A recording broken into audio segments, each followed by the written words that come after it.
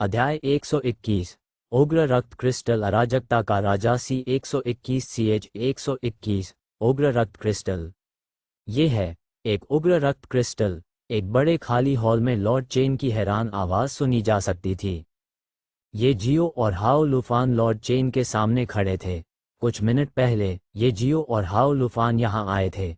ये जियाओ भी Lord chain को अपने हिस्से का लाभ देना चाहता था और फिर जल्द से जल्द इल्यूशनरी स्पिरिट गेट पर लौटना चाहता था।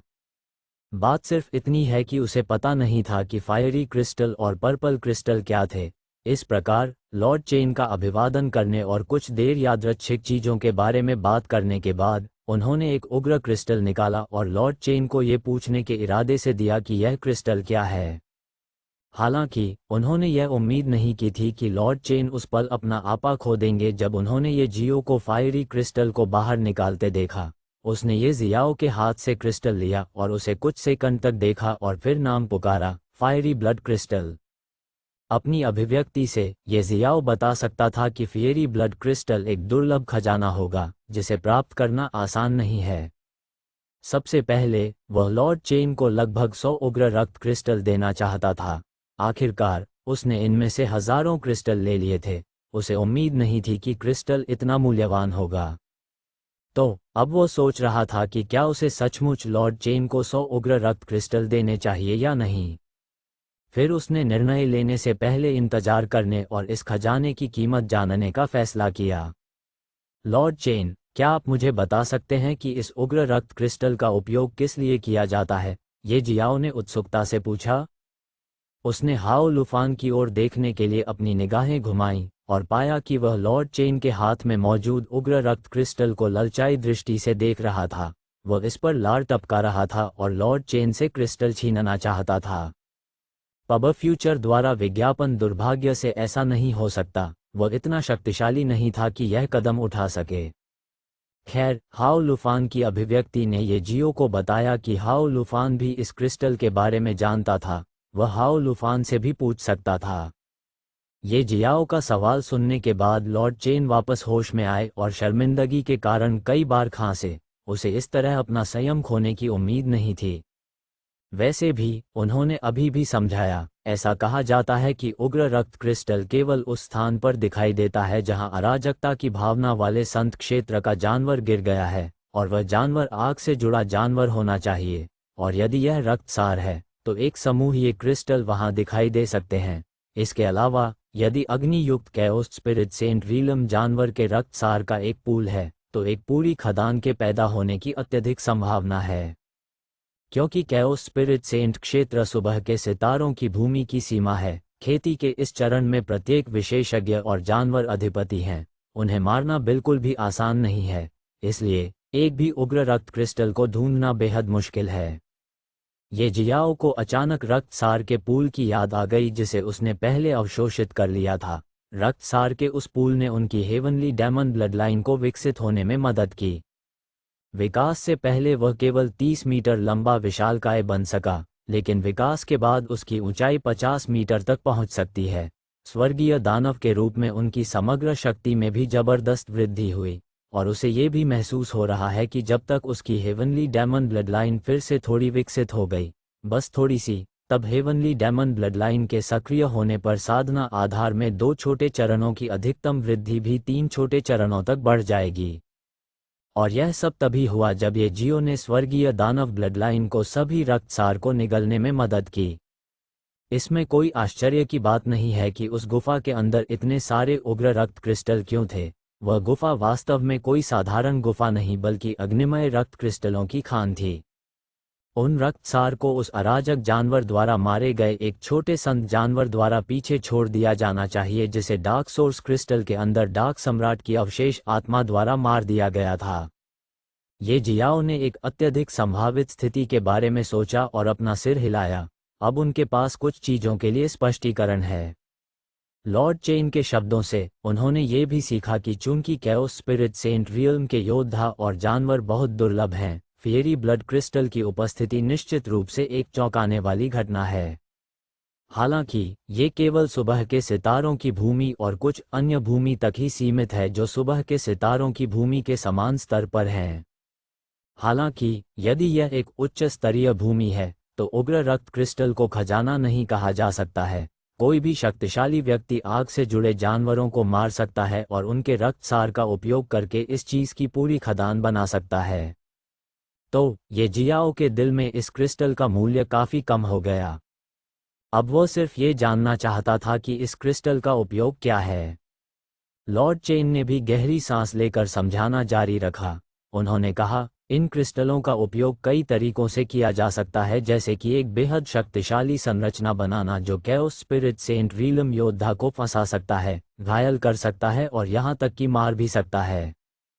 उग्र रक्त क्रिस्टल का उपयोग शीर्ष ग्रेड सोलबाउंड हथियारों को परिष्कृत करने के लिए भी किया जा सकता है और यहाँ तक कि स्वर्गीय आत्मा हथियार भी। सबसे महत्वपूर्ण बात, उग्र रक्त क्रिस्टल से ऊर्जा को अवशोषित करना किसी व्यक्ति की रक्तरेखा को मजबूत कर सकता है। बेशक यदि कोई रक्तरेखा पहले से ही बहुत शक्तिशाली है तो इसे अब और मजबूत नहीं किया जा सकता है। यहीं पर उग्र रक्त क्रिस्टल का उपयोग कम हो गया। किसी भी तरह से उग्र रक्त क्रिस्टल अत्यंत दुर्लभ हैं। मुझे उम्मीद नहीं थी कि आप गुप्त क्षेत्र में उग्र रक्त क्रिस्टल प्राप्त करेंगे। आप वास्तव में भाग्यशाली हैं।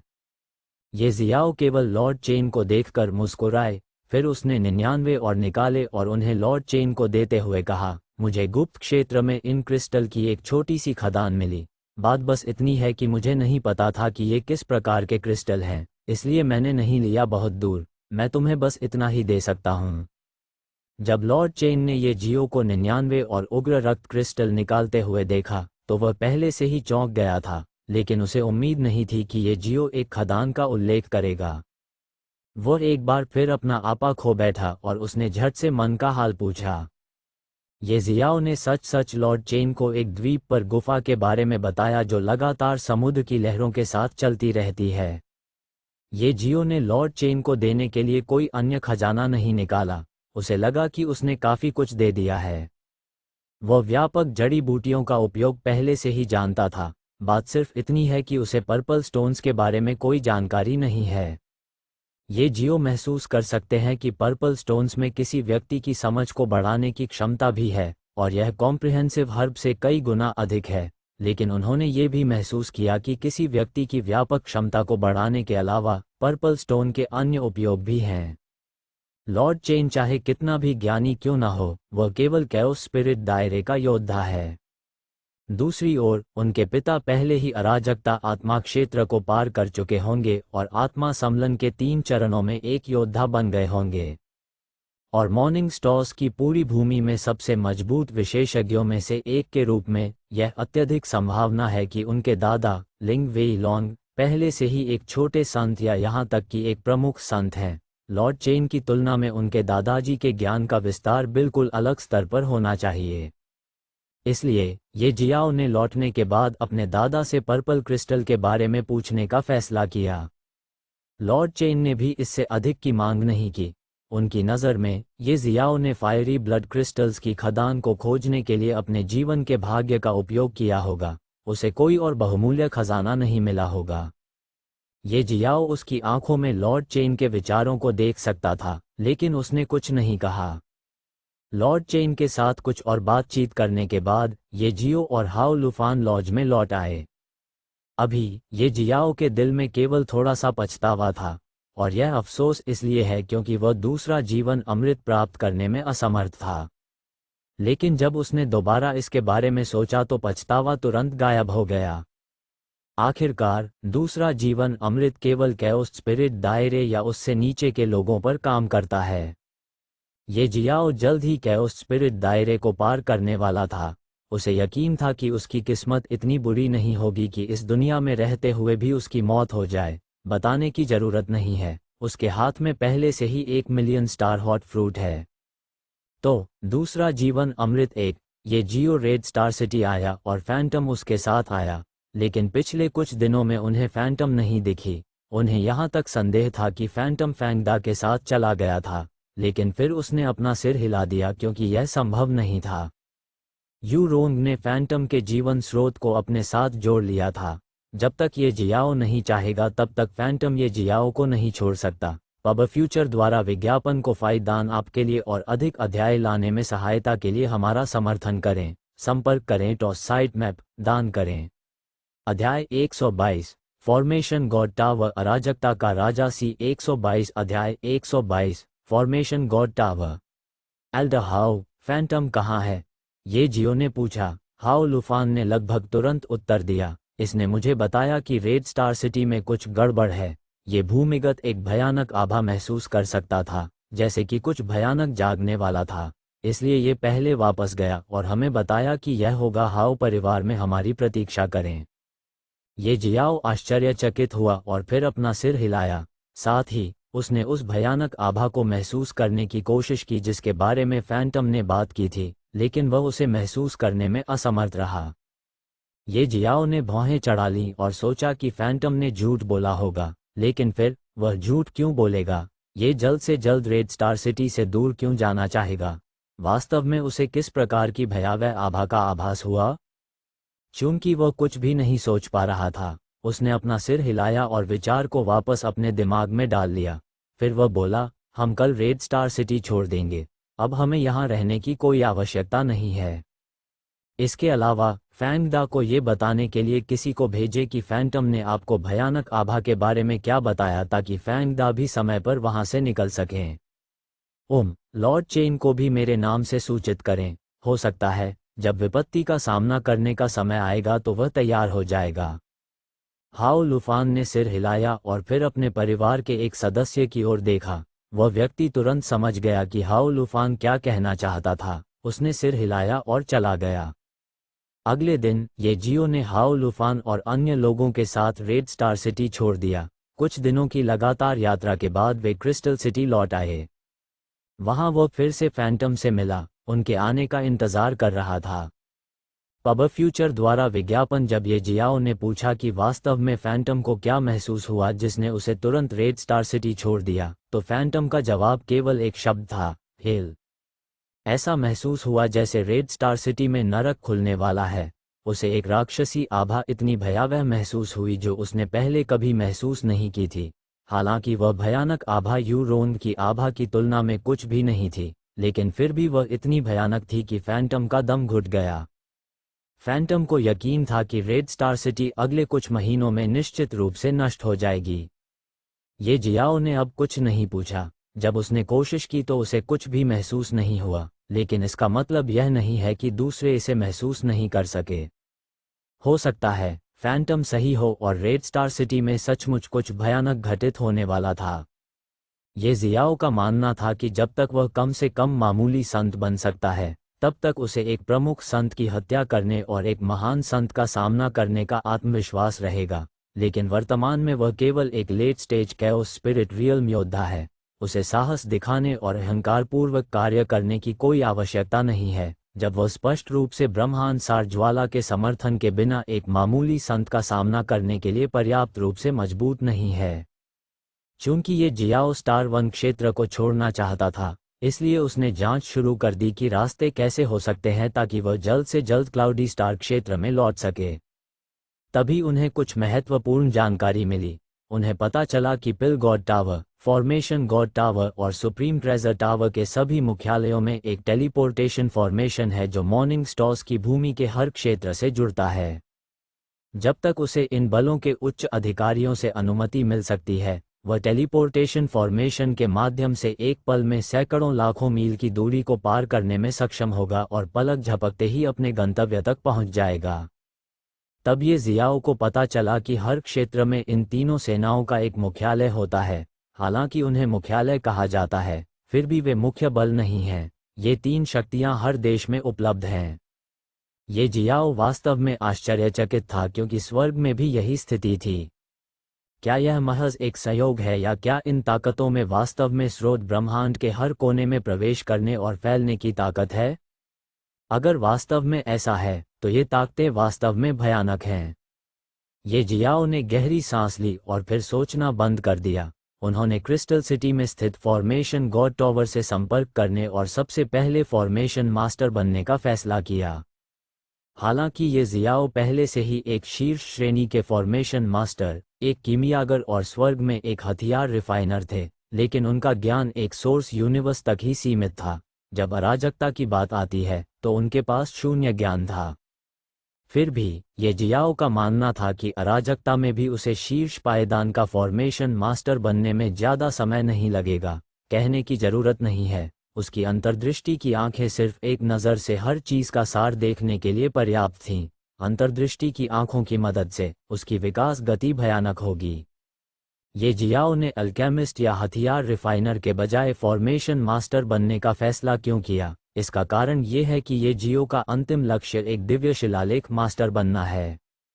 केवल एक प्रतिभाशाली फॉर्मेशन मास्टर को ही फॉर्मेशन गॉड टॉवर द्वारा एक दिव्य शिलालेख मास्टर के रूप में अनुशंसित किया जाएगा। केवल इस अनुशंसा के माध्यम से ही कोई व्यक्ति वास्तव में दैवीय शिलालेखों के मार्ग पर कदम बढ़ा सकता है, अन्यथा केवल भाग्य से ही वे दिव्य शिलालेख स्वामी बन सकते थे।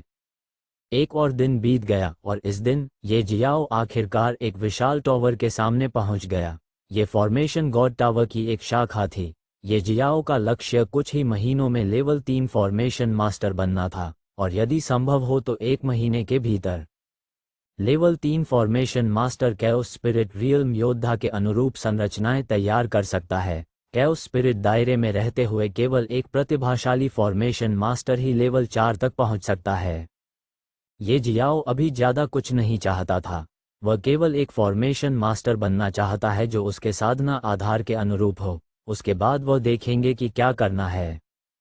जैसे ही ये जियाओ ने फॉर्मेशन गॉड टॉवर में प्रवेश किया, उसका स्वागत एक खूबसूरत महिला ने किया, जिसने पूछा कि क्या ये जियो उसके लिए फॉर्मेशन तैयार करने के लिए एक फॉर्मेशन मास्टर को नियुक्त करना चाहता है या उसे फॉर्मेशन गॉड टॉवर से अन्य ज़रूरतें हैं।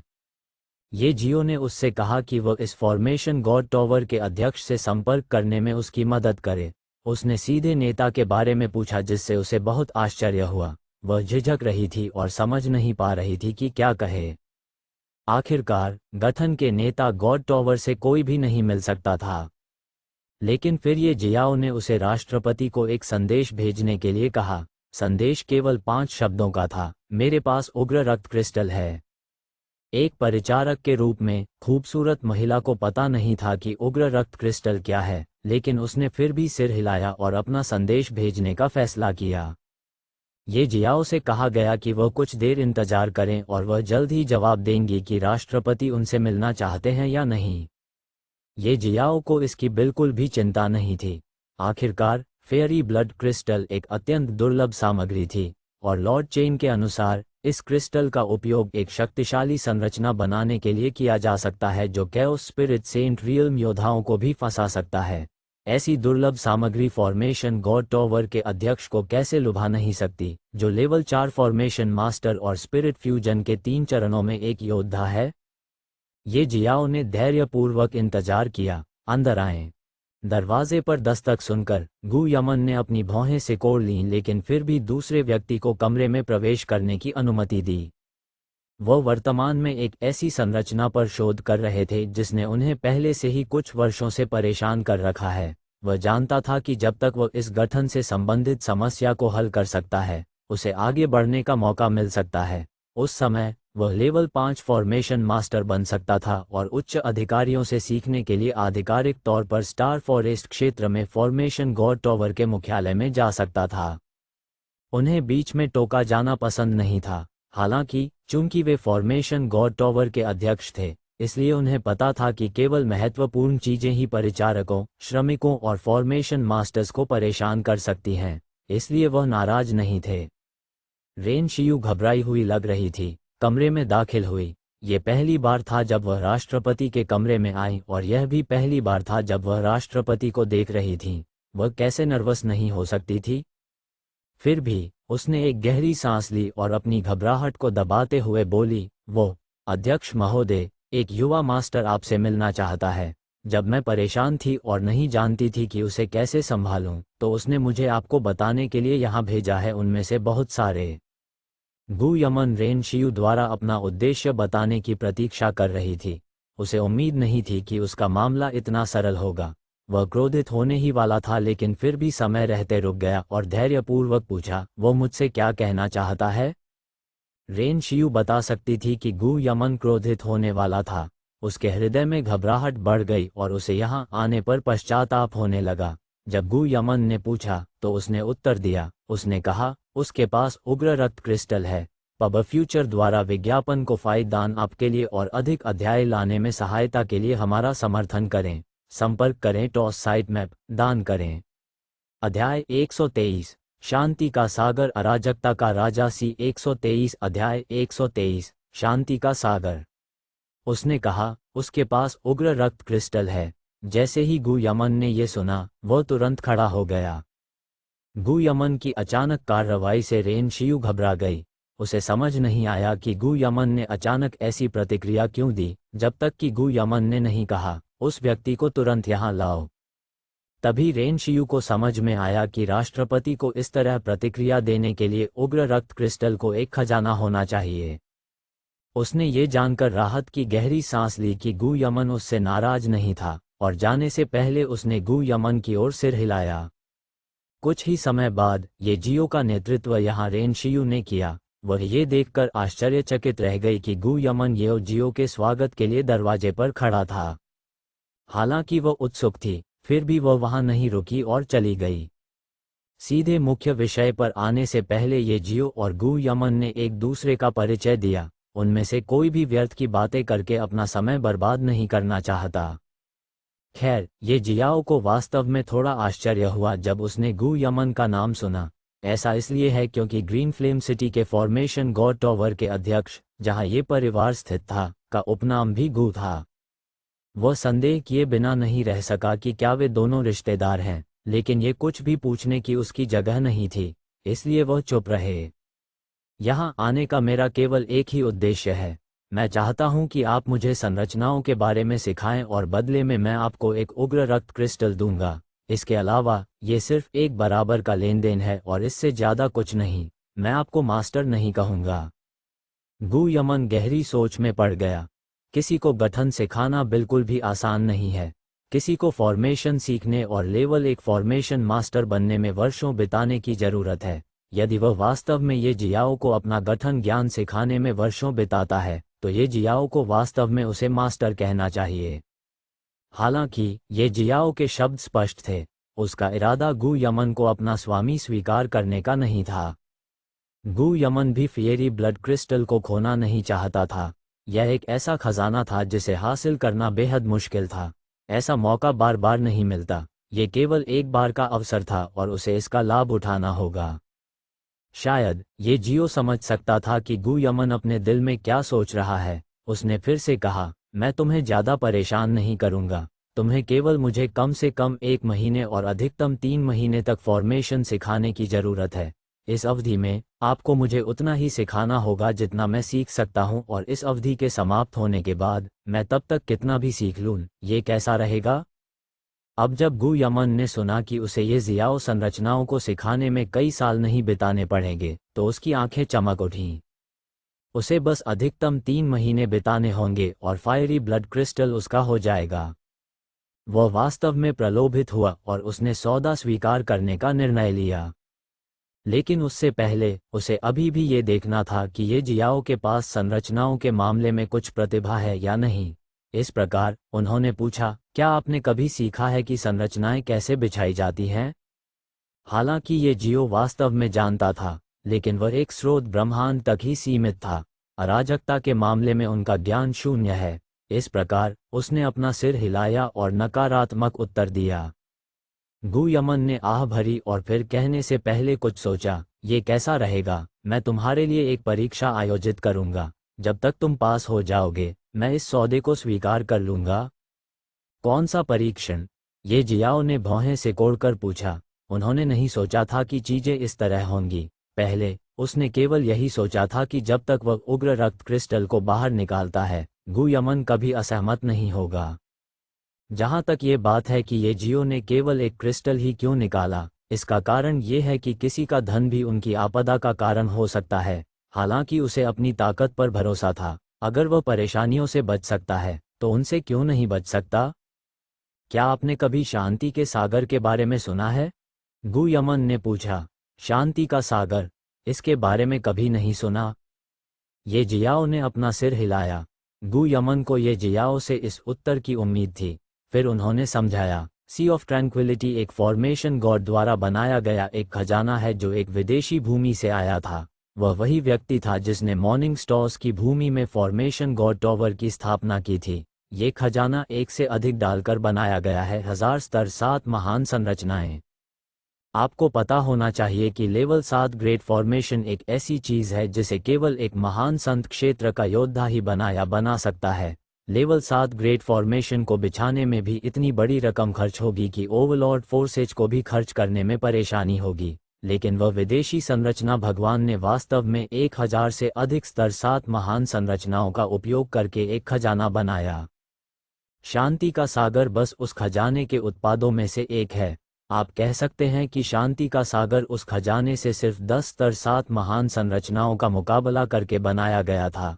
शांति का सागर संरचना भगवान की हर शाखा में पाया जा सकता है। टॉवर इसका उपयोग किसी व्यक्ति को अपने मन और हृदय को शांत करने, अपने हृदय के राक्षसों का सामना करने और उन्हें दूर करने, नकारात्मक विचारों को मिटाने और अपनी वास्तविक क्षमता दिखाने के लिए किया जाता है।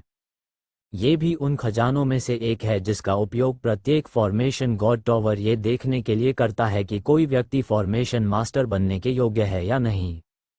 जब तक आप शांति के सागर से बाहर निकल सकते हैं, मैं तुरंत आपको संरचनाएं सिखाना शुरू कर दूंगा। हालांकि यदि आप असफल होते हैं तो आपको मुझे उग्र रक्त क्रिस्टल देना होगा और बिना किसी परेशानी के चले जाना होगा। ये कैसा रहेगा? ये जियाओ को तुरंत गु यमन का असली इरादा समझ में आ गया। यह व्यक्ति उसे तब तक पढ़ाएगा जब तक वह उत्तीर्ण हो जाता है। हालांकि यदि वह परीक्षा उत्तीर्ण नहीं कर पाता है तो गु यमन उसे पढ़ाने में कोई समय बर्बाद किए बिना उग्र रक्त क्रिस्टल प्राप्त कर सकता है। लेकिन फिर इसके बारे में सुनने के बाद वह भी शांति के सागर का अनुभव करना चाहता था। वह देखना चाहता था कि उसमें कोई नकारात्मक भावनाएं और हॉट डेमन है या नहीं। इस प्रकार वह सहमत हो गए। गु यमन मुस्कुराया और ये जियाओ को दूसरे कमरे में ले आया। जैसे ही इस कमरे का दरवाज़ा खोला गया, ये जियाओ को इसका आंतरिक भाग संरचनाओं से भरा हुआ दिखाई दिया। जाओ और बीच में बैठ जाओ। ये जियाओ ने सिर हिलाया और कमरे के केंद्र में बैठने चला गया। ये संरचनाओं का केंद्र भी था। गु यमन ने फिर कहा, मैं अब गठन को सक्रिय करूंगा। याद रखें, आपको विभिन्न परिस्थितियों का सामना करना पड़ेगा और यहाँ तक कि भ्रम का भी सामना करना पड़ेगा। आपको शांत रहना होगा और सभी बाधाओं से निपटने के लिए अपना सर्वश्रेष्ठ प्रयास करना होगा। ये जियाओ ने सिर हिलाया और उसकी सहमति के साथ गु यमन ने गठन को सक्रिय कर दिया। जैसे ही गठन सक्रिय हुआ, ये जियाओ को अपने शरीर पर एक अलौकिक ऊर्जा फैलती हुई महसूस हुई और फिर वह अचानक एक असीम महासागर के ऊपर दिखाई दिया। वह एक तुच्छ चींटी की भांति असीम सागर के ऊपर तैर रहा था। ये जियाओ ने सबसे पहले परिवेश का अवलोकन किया। हालांकि उसे केवल एक अत्यंत शांत महासागर मिला और कुछ नहीं। उसे समझ नहीं आ रहा था कि क्या करे। उसने आगे बढ़ने और देखने का फैसला किया कि उसे किस तरह की परिस्थितियों का सामना करना पड़ेगा। आधे दिन के बाद ये जियाओ की अभिव्यक्ति अचानक बदल गई और वह अपने ट्रैक पर रुक गया। इस समय उसके सामने समुद्र का पानी अनजाने में रक्त लाल हो गया था। उस पर अनगिनत लाशें तैर रही थीं, मानो बहुत समय पहले कोई नरसंहार हुआ हो। वू। तभी ये जियाओ ने बच्चे के रोने की आवाज़ सुनी। ये बेहद दुखद और असहाय था। ये जियाओ कुछ कदम आगे बढ़े और उन्हें लाशों के ढेर के बीच एक 3-4 साल का बच्चा तैरता हुआ मिला। उसका शरीर खून से लथपथ था और उसकी आंखों में डर भरा हुआ था। किसी अज्ञात कारण से इस नज़र ने ये जियाओ के दिल के सबसे कोमल स्थान को गहराई से छू लिया। वह आगे बढ़कर बच्चे के पास जाने ही वाला था कि अचानक उसकी अभिव्यक्ति स्थिर हो गई। यह असंभव है। ये शांति का सागर है। मेरे अलावा यहाँ कोई अन्य व्यक्ति नहीं है। यह एक भ्रम होना चाहिए। ये जियाओ ने तुरंत निष्कर्ष निकाला कि यह सब एक भ्रम है और बच्चे के पास जल्दबाजी में नहीं जाने का फैसला किया। अचानक ये जियाओ ने पीछे से आते कदमों की आवाज़ सुनी। वह पीछे मुड़ा और उसके चेहरे पर हैरानी भरी अभिव्यक्ति प्रकट हुई। ऐसा इसलिए क्योंकि उसने 5 महिलाओं को तेजी से आते हुए देखा था। ये 5 महिलाएं थीं झाओ युफेई, झाओ किन, र, सू जू एर, जू जियाफेई और यू यंग। ये महिलाएं हेवेंस कहे जाने वाले सोर्स यूनिवर्स में ये जियाओ की पत्नियां भी हैं। जब ये जियाओ ने स्वर्ग छोड़ा तो उसने उनसे कहा कि वह एक दिन निश्चित रूप से वापस आएगा। हालांकि उनकी मृत्यु हो गई और उनका पुनर्जन्म मॉर्निंग स्टार्स की भूमि में हुआ। सोर्स यूनिवर्स और कैओस के बीच समय का अंतर बहुत बड़ा है। स्रोत ब्रह्मांड में अराजकता का एक दिन 1000 या 10,000 साल के बराबर भी हो सकता है। ये सब सोर्स यूनिवर्स की ताकत पर निर्भर करता है। ये जियाओ को पता नहीं है कि उसे स्वर्ग छोड़े हुए कितना समय हो गया है। उन्हें ये भी पता नहीं है कि उनकी पत्नियां कैसी हैं। अब जब उसने अचानक उन्हें देखा तो वह सब कुछ भूल गया और उनसे मिलना चाहता था, उनसे पूछना चाहता था कि वे उसकी अनुपस्थिति में इतने वर्षों से कैसे कर रहे हैं। वह उन्हें ये भी बताना चाहता था कि उसने उन्हें कितना याद किया है। कोफाई दान आपके लिए और अधिक अध्याय लाने में सहायता के लिए हमारा समर्थन करें। संपर्क करें टॉस साइट मैप दान करें।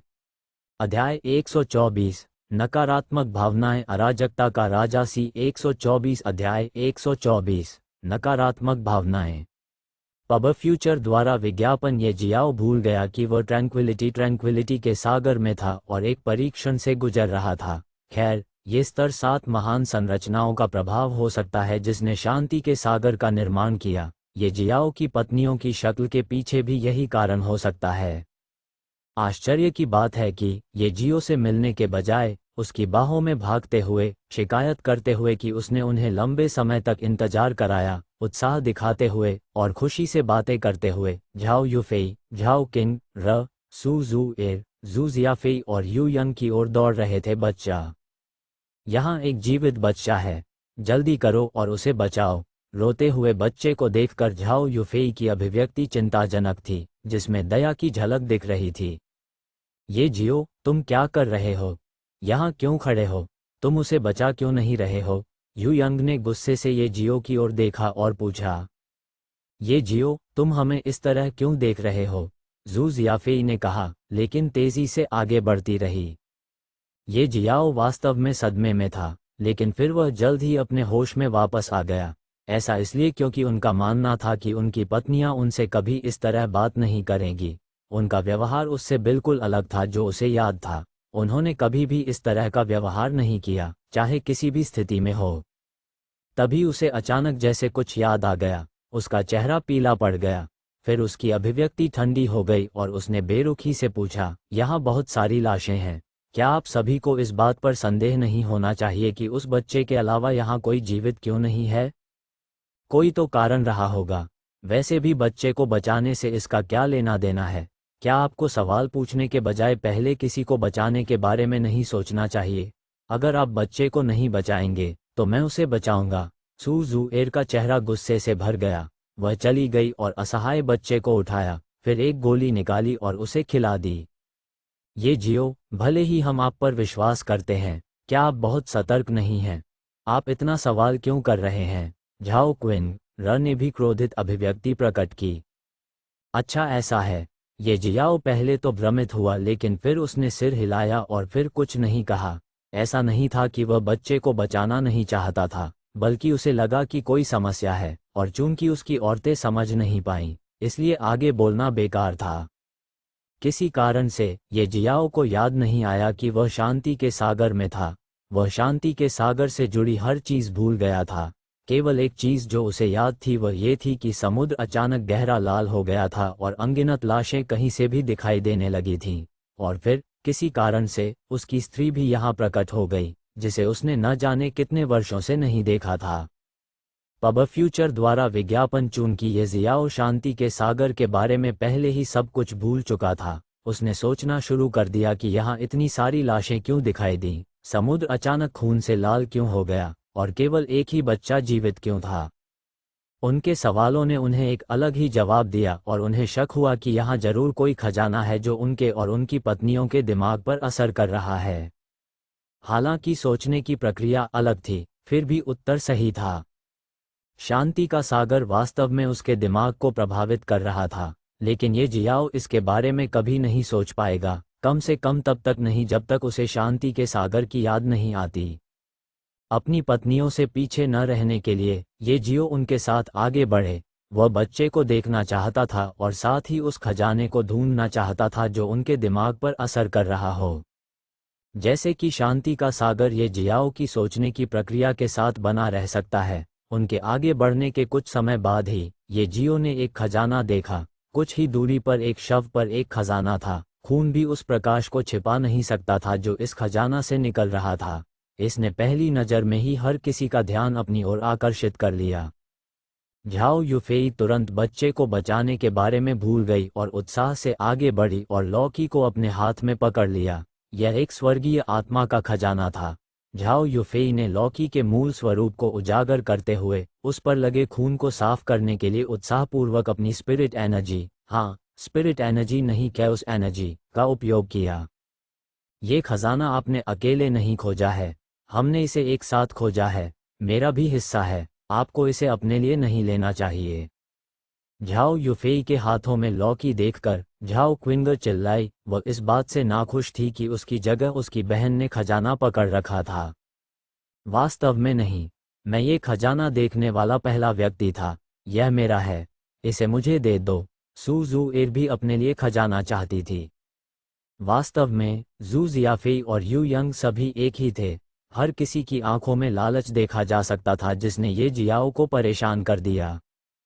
चूंकि ये जियाओ सबसे ज़रूरी बात, शांति के सागर के बारे में भूल गया था। उसके सामने सब कुछ गड़बड़ हो गया था, लेकिन उसे वह उत्तर नहीं मिल सका जिसकी उसे तलाश थी। पब फ्यूचर द्वारा विज्ञापन, तो क्या हुआ अगर हमने इसे एक साथ खोजा? मुझे ये पहले मिला तो निश्चित रूप से यह मेरा है। साथ ही किसी को भी मुझसे मेरा खजाना छीनने का अधिकार नहीं है। चले जाओ। झाओ युफेई ठंड से चिल्लाई और लॉकी को अपने पीछे छिपाने की कोशिश की।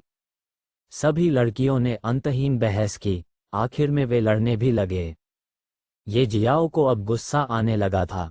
वह उन्हें रोकने ही वाला था कि अचानक उसे कुछ ख्याल आया। चूंकि मुझे नग्न आंखों से उत्तर नहीं मिल सका, तो अंतर्दृष्टि की आंखों का उपयोग क्यों न करें? और ठीक उसी तरह ये जियाओ ने अंतर्दृष्टि की आंखों को सक्रिय कर दिया और उसकी आंखें हरे रंग की चमक से चमक उठीं। उसकी आंखों के सामने सब कुछ तुरंत जीवंत और सजीव हो गया। उसकी नज़र में अब कोई लाश, समुद्र, खजाना या यहाँ तक कि उसकी सभी पत्नियां नहीं थीं। उसका मन और हृदय भी शुद्ध हो गया और उसे अचानक सब कुछ याद आ गया। संदेह, लालच, स्वार्थ, क्रोध और घृणा, शायद ये सब मेरी इच्छा के कारण होता है। ये जियाओ की आंखें अचानक चमक उठीं, जैसे उसने कोई चीज़ पकड़ ली हो। मुझे नहीं लगता कि यह मेरे दिल का दानव है। ये मेरी नकारात्मक भावनाएं होनी चाहिए, और ऐसा इसलिए हुआ क्योंकि मैं वास्तव में अपने परिवार को बहुत याद करता हूँ। मुझे नहीं पता कि यह कितना समय हो गया है। मुझे इसके बाद स्वर्ग की तलाश शुरू करनी चाहिए, एक छोटा सा संत बनना। ये जियाओ ने उसी पल तय कर लिया कि उसका भविष्य का कदम क्या होगा। कैओस स्पिरिट सेंट रियल्म योद्धा बनने के बाद मॉर्निंग स्टॉर्स की भूमि उसके लिए एक पिंजरे की तरह होगी। यह उसके विकास को रोकेगा। यदि वह तेजी से मजबूत होना चाहता है तो उसे देर सबेर सुबह के सितारों की भूमि छोड़नी होगी। चूंकि वह सुबह के सितारों की भूमि को छोड़ देगा, अराजकता के शून्य से यात्रा करेगा और दूसरी भूमि पर जाएगा। पहले स्वर्ग की तलाश क्यों न करें, उसे ढूंढें, और किसी अन्य देश में जाने से पहले अपने परिवार को अपने साथ क्यों न लाएं? खैर, हालांकि अभी नहीं, ये सब भविष्य के लिए था। पब फ्यूचर द्वारा विज्ञापन। ये जियाओ ने एक बार फिर शांति के सागर पर ध्यान केंद्रित किया। शांति का सागर, शायद मुझे शांति के सागर में अपने दिल और आत्मा के साथ आगे बढ़ना चाहिए। ये जियाओ का दिमाग घूम गया और उसके विचार स्पष्ट हो गए, लेकिन वह आगे नहीं बढ़ा। उसकी आंखों के सामने सब कुछ दिन के समान स्पष्ट हो चुका था। जैसे ही उसने स्वीकार किया कि सब कुछ उसकी नकारात्मक भावनाएं थीं, सब कुछ गायब हो गया और समुद्र अपनी पिछली शांत स्थिति में लौट आया। बाहर संरचना को चमकदार नीली रोशनी के साथ दिखाया गया था, जिससे गु यमन ने अपना सिर हिलाने से पहले एक चौंकाने वाली अभिव्यक्ति प्रकट की। मुझे उम्मीद नहीं थी कि वह इतनी जल्दी सी ऑफ ट्रैंक्विलिटी का पहला टेस्ट पास कर लेगा। ट्रायल पास करने की उसकी गति ने एक को छोड़कर सभी रिकॉर्ड तोड़ दिए हैं। मुझे नहीं पता कि वह रिकॉर्ड तोड़ पाएगा या नहीं। आइए इसे देखें। गु यमन संरचना और ये जियाओ को देखता रहा जो समुद्र के ठीक बीच में बैठा था। ये जियाओ ने एक बार फिर चलना शुरू कर दिया। जैसे जैसे वह आगे बढ़ता गया, उसे फिर से कुछ परिस्थितियों का सामना करना पड़ा जहां उसने अपनी पत्नियों को झगड़ते, लड़ते और एक दूसरे को मारते हुए देखा। उनकी आंखों से विश्वासघात के लक्षण प्रकट हो रहे थे। हालांकि ये जियाओ ने फिर भी उनकी परवाह नहीं की क्योंकि वह अपने रास्ते पर चलता रहा। रास्ते में ऐसी ही कई घटनाएं घटी और समुद्र एक बार फिर रक्त लाल हो गया था। अंत में रक्त सागर में एक उदास शैतान महल दिखाई दिया। ये शैतान सर्वोच्च प्राचीन शैतान था जिसे ये जियो ने स्वर्ग में मार डाला था। इस प्राचीन सर्वोच्च शैतान के शरीर के भीतर से बहुरंगी रोशनी निकलती थी, मानो इस राक्षस के अंदर कोई खजाना मौजूद हो। उनकी महिलाओं ने ये जियाओ को सर्वोच्च प्राचीन शैतान को मारने के लिए प्रोत्साहित किया ताकि वह खजाना प्राप्त कर सके, लेकिन उनके द्वारा बेरहमी से अस्वीकार कर दिया गया। ये शांति का सागर है। शायद मैं अपनी नकारात्मक भावनाओं से निपटने के बाद पहले से ही भ्रमों की एक श्रृंखला का सामना कर रहा हूँ। ये जियाओ चुपचाप बुदबुदाया और चलता रहा। उसने राक्षस को भी नजरअंदाज कर दिया।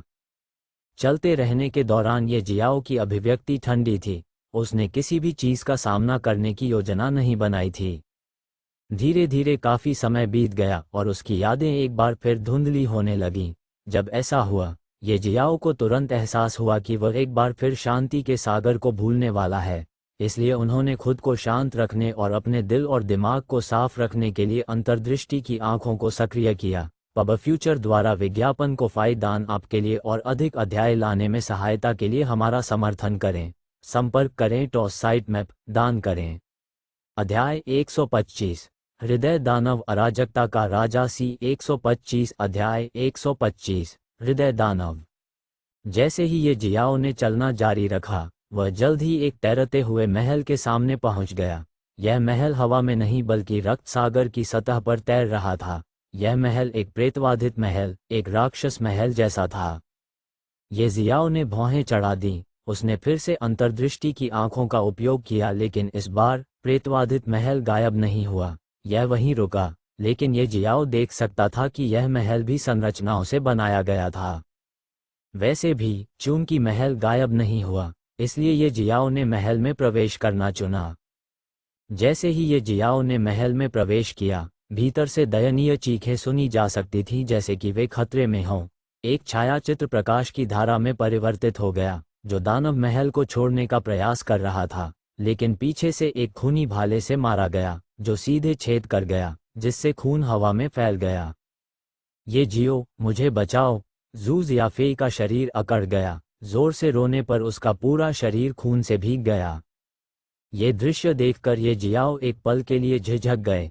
चारों ओर भ्रम होने पर भी वह अपनी ही स्त्री को इस अवस्था में नहीं देख पा रहा था।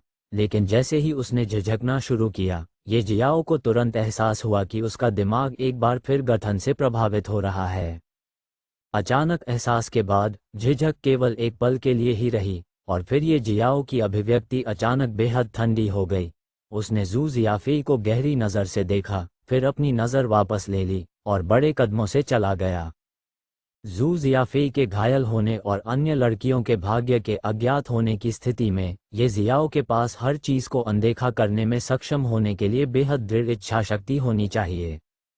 बेशक ऐसा नहीं था कि ये जियाओ उन्हें बचाने नहीं जा रहा था। बात बस इतनी थी कि वह अपनी अंतर्दृष्टि की आंखों से भ्रम को देख सकता था, और इसने उसके दिल में भ्रम के आखिरी हिस्से को भी तोड़ दिया। ये जियो, तुम इतने निर्दयी क्यों हो? तुम हमें बचा क्यों नहीं रहे हो? मुझे मत बताओ कि तुम हमारे रिश्ते को भूल गए हो। क्या तुम भूल गए हो कि हम तुम्हारी पत्नियां हैं? क्या तुम अपना वादा भूल गए हो? क्या तुम वह समय भूल गए हो जब तुमने हमारे साथ बिताया? जू जियाफेई की निराशा भरी आवाज़ उसके पीछे से आई, जिसने उसके दिल को झकझोर दिया। यहाँ का कोई भी कृषक जू जियाफेई और अन्य लोगों के प्रति सहानुभूति महसूस करेगा। हालांकि ये जियाओ ने जल्द ही अपने दिल को शांत कर लिया और उन भावनाओं को दबा दिया जो फूटने वाली थीं। ये जियाओ की अभिव्यक्ति ठंडी हो गई और अब उसकी आंखों के भीतर एक भी लहर दिखाई नहीं दे रही थी। एक पल के बाद ये जियाओ पहले ही बहुत दूर जा चुका था और उसके पीछे की चीखें धीरे धीरे गायब हो गई थीं। अज्ञात समय में दानव महल भी गायब हो गया। शायद दानव महल का एकमात्र काम हृदय दानव को उत्तेजित करना था। हालांकि ये जियाओ को अपनी महिलाओं से न मिल पाने और उनके साथ समय न बिता पाने का मलाल है, लेकिन उसके दिल में कोई शैतान नहीं था। डायमंड पैलेस के जल्दी गायब होने के पीछे यही कारण रहा होगा।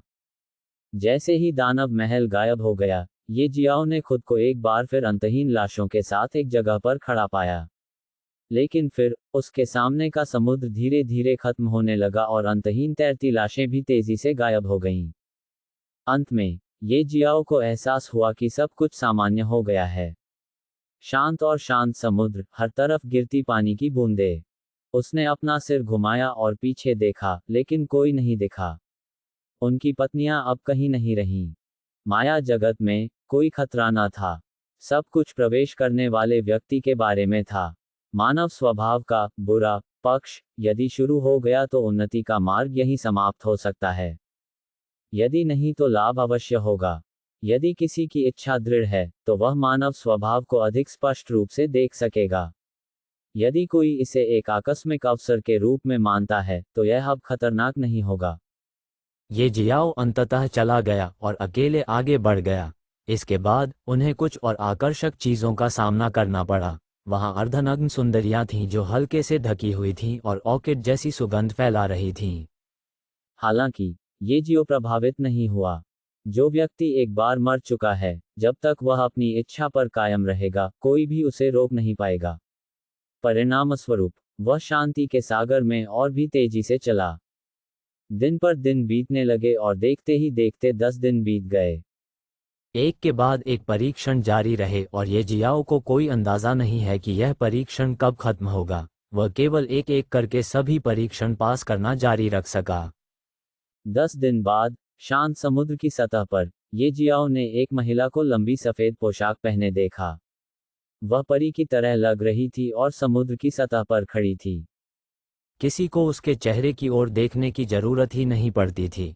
उसकी आभा और आकर्षण से कोई भी बता सकता था कि वह एक अद्वितीय सुंदरता थी जो साम्राज्यों को ध्वस्त कर सकती थी। हालांकि ये जियाओ के मन में इसकी सराहना करने का कोई विचार नहीं था। पीछे के दृश्य ने उसे अपनेपन का एहसास कराया। ये जियो, आप हाल के वर्षों में कैसे रहे हैं? अचानक सफेद आकृति ने मुड़कर उसका स्वागत किया। यू रोंग। जैसे ही उसने दूसरे पक्ष का चेहरा देखा, अज्ञात कारण से ये जियाओ की आंखों से हत्या का इरादा प्रकट हो गया। उसे अचानक उसके दयालु शब्दों और फिर परीक्षणों की याद आई और कैसे उसने उसके अराजकता दिव्य सागर को पनगु बनाकर उसका भविष्य नष्ट कर दिया। ये जियाओ का दिल नफरत से भर गया था, और यह नफरत किसी रहस्यमय चीज से बड़ी हुई लग रही थी। बहुत जल्द ये जियाओ को ऐसा महसूस होने लगा जैसे उसने दिन रात यू रोंग को अपने दिमाग में बिठा लिया है। वह उसे ढूंढना चाहता है और उसे मार डालना चाहता है। लगता है तुम मेरे प्रति आसक्त हो गए हो। क्या तुम बदला लेना चाहते हो? क्या तुम मुझे मारना चाहते हो? यू रोंग ने ठंडे और दुखी स्वर में कहा। हालांकि ये जियाओ की नज़र में यह महिला बहुत पाखंडी थी। उस समय जब उसने ये सोचकर उसे प्रशिक्षित करने की कोशिश की थी कि वह वही है जिसे वह और उसके 2 बड़े भाई तलाश रहे थे। हालांकि जब उसे पता चला कि वह प्रथम राजा के मार्ग पर चलने वाला व्यक्ति नहीं है, तो उसने उसके भविष्य को नष्ट करने में संकोच नहीं किया। उसका बाहरी रूप घाटी में एक ऑर्किड जैसा था, लेकिन उसका दिल भयावह और बेहद पाखंडी था। मुझे बताओ, तुमने मेरी अराजकता दिव्य सागर को क्यों नष्ट कर दिया?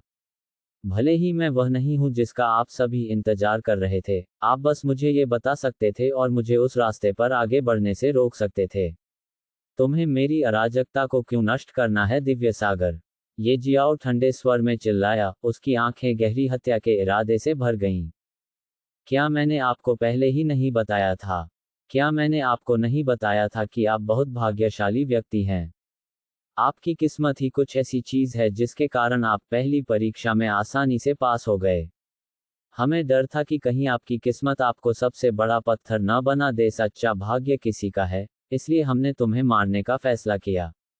हालांकि बाद में मुझे तुम पर दया आई, इसलिए मैंने तुम्हें नहीं मारने का फैसला किया। इस तरह से तुम कम से कम एक सामान्य जीवन जी सकते थे। क्या आपको खेती करनी है दोबारा?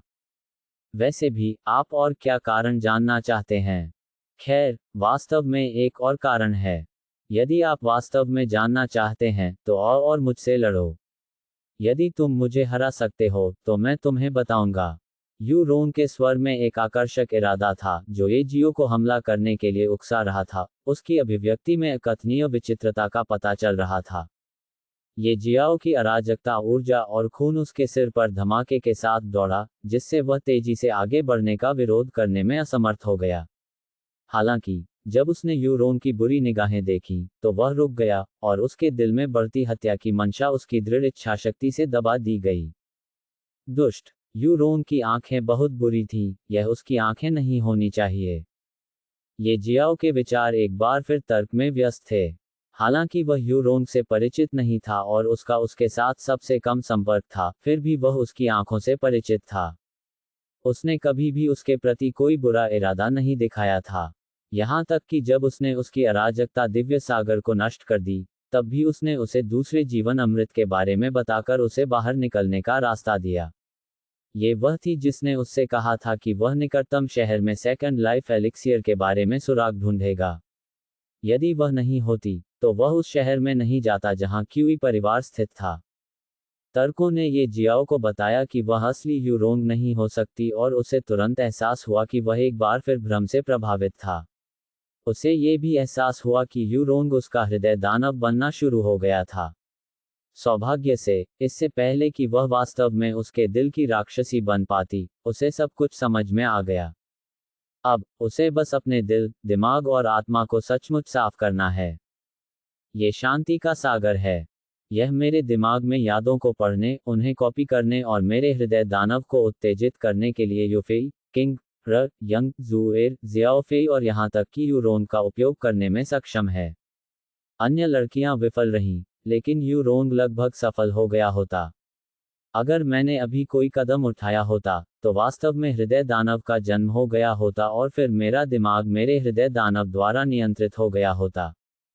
ये जियाओ ने प्रतिक्रिया व्यक्त करते हुए डर का अंश प्रकट किया। ये सचमुच भयानक था। कोफाई दान आपके लिए और अधिक अध्याय लाने में सहायता के लिए हमारा समर्थन करें। संपर्क करें। टॉस साइट मैप दान करें।